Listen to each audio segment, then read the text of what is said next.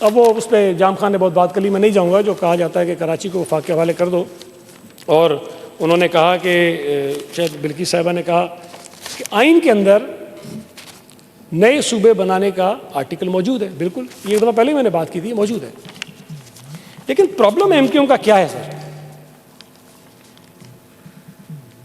उस आइन में ये लिखा हुआ है कि जिस सूबे में अगर वो नया सूबा बनना होगा तो उस सूबे की असेंबली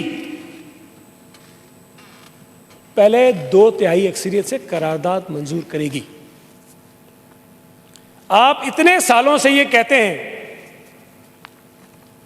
कि सूबा बनना चाहिए, सूबा बनना चाहिए, सूबा बनना चाहिए। मुझे बताइए,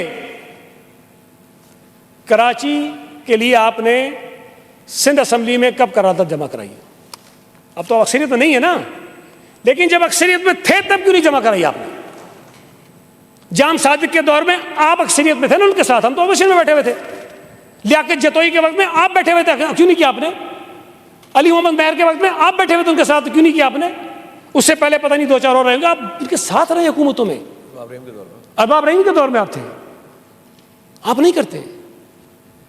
आप अब तो चूंकि वो मैं बार बार उससे कंफ्यूज होता हूँ ना, क्योंकि बातें जब आप पुरानी करते हैं तो फिर मुझे भी वो चीज़ें कंफ्यूज हो जाता हूँ जहन में, कि जब वो पुरानी वाली एमक्यूएम थी, नई वाली नहीं, अब जो लंदन की एमक्यूएम है, वहाँ से भी ये कहा जाता था कि सिंध की तकसीम की बात करो, करते थे, बयान दे देते थे।